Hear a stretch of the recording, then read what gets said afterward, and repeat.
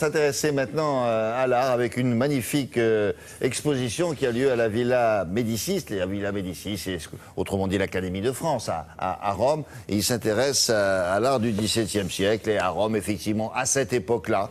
Eh bien, grâce à l'Église, grâce à de grandes familles, tous les plus grands artistes du monde fréquentaient Rome. Et la journée, ils travaillaient et ils faisaient évidemment des chefs-d'œuvre. Et la nuit, la nuit, ils faisaient des tas de trucs.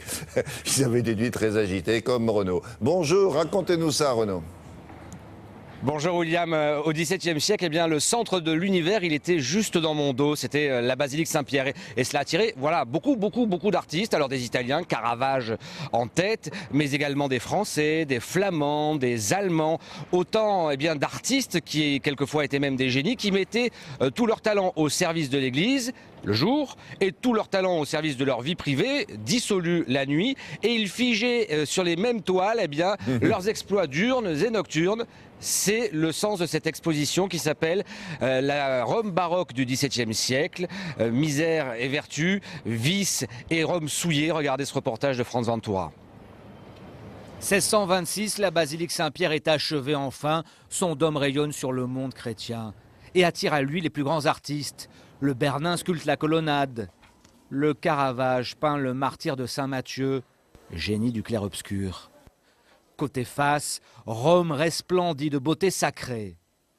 Annick Lemoine nous conduit maintenant côté pile. Elle est historienne de l'art. Un tableau de Bartolomeo Manfredi, un des suiveurs de Caravage, un Italien. Pas très catholique Bartolomeo Manfredi qui glorifie Bacchus. Et quelle drôle de table maintenant du Hollandais Matthijs Poel. Et là, une taverne où on s'amusait bien manifestement. Eh bien, c'est le propos de cette exposition. Montrer que les artistes qui servaient le pape à la ville se faisaient plaisir aussi le soir chez eux avec des œuvres provocatrices. Vous savez qu'ils avaient aussi des vies, ils pratiquaient eux-mêmes très souvent et on le sait, voilà, une vie qui n'était pas toujours aussi propre que ce qu'elle aurait dû être. Et ils n'hésitaient pas à aller très très loin. Ces trois tableaux où est mis en scène en fait un geste particulier qui s'appelle le geste de la fica en italien, qui est ce geste-là et qui est un geste aux connotations érotiques évidentes. Ça représente le sexe féminin et la pénétration. Et maintenant, lumière de la Rome sacrée, ombre de son petit peuple de mendiants et de prostituées. Tableau du français Claude Lorrain, pour les visiteurs, une sacrée découverte. Habituellement, on ne voit que de la peinture académique, c'est-à-dire que de la peinture de commande, que de la peinture religieuse du XVIIe. Et la peinture de genre, elle est relativement très rare. L'intérêt, à 2 pas de l'exposition, il y a le décor naturel de ces scènes de débauche avinée, comme Basilique Sainte-Constance. Les artistes y organisaient des soirées en l'honneur de Bacchus. Après le banquet orgiaque où on buvait comme des trous toute la nuit, à l'aube, on raconte qu'il venait ici à Santa Costanza faire les dernières libations. Dernière révélation, si ces œuvres sont parvenues jusqu'à nous, eh bien c'est parce que les principaux collectionneurs, c'était les prélats du Vatican eux-mêmes. Voilà.